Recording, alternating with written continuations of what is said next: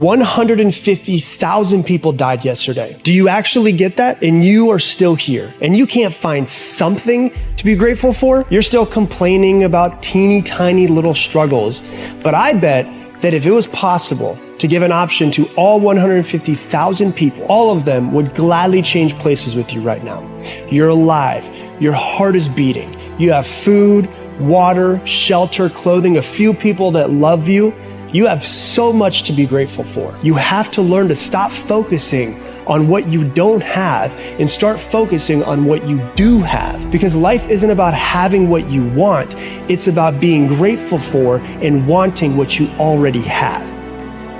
Whatever is important to you, where your heart is, there is the mind. Where the mind is, so where the intention is, there is the energy. Where the energy is, there's the creation. So if your heart is hanging on something, but your actions are doing something else, that just means your energy and what your heart really wants, they are not merging at all. So the universe doesn't know, what do you want? What should the universe give you now? So for me, it's all about alignment. What I feel inside aligns with what I talk. It aligns with what I think. It aligns with what my actions do. It aligns optimally with the proper circumstances. When everything is aligned, then the energy can just flow. Then it just flows and it just happens. If life was nothing but green lights and we didn't have yellows and reds, then what the hell would it all be for? We need the yellows and the reds. That's how we evolve. Go fail more. Go fail more. Forget them. Those people on the sideline that are saying the thumbs down or calling you something or being snarky, they're on the sidelines for a reason. Freud said once, in retrospect, the struggle will strike you as most beautiful.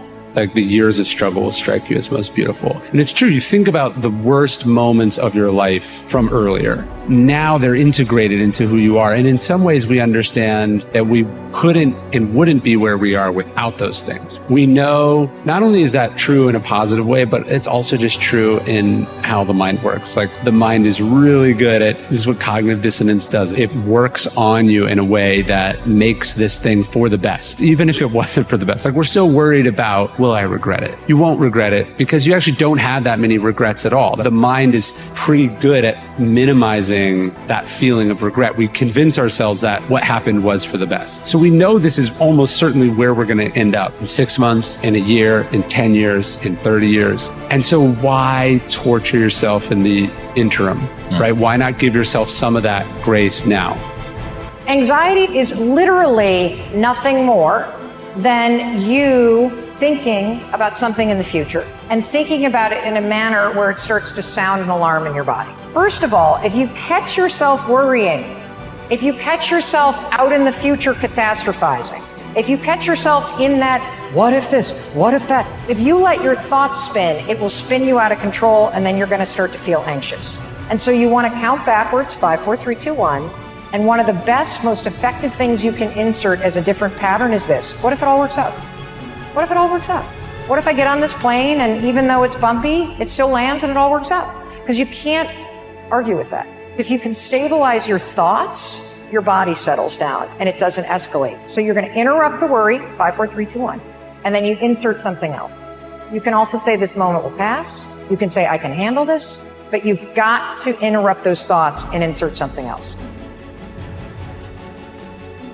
And familiar feels safe. We are programmed every day to seek safety. Programmed to avoid discomfort because it's safe. Programmed to stay small because it's safe. Programmed to play victim because it's safe. Programmed to seek validation because it's safe. Programmed to repel money because it's safe. We are programmed from the moment that we were born, to our childhood environment, to the people that we hang out with, to the music that we listen to the news that we watch, to the television shows that we binge. We are programmed to seek safety. But it is your responsibility to take ownership over your programming, or else you're going to live life asleep. And what's the point of that?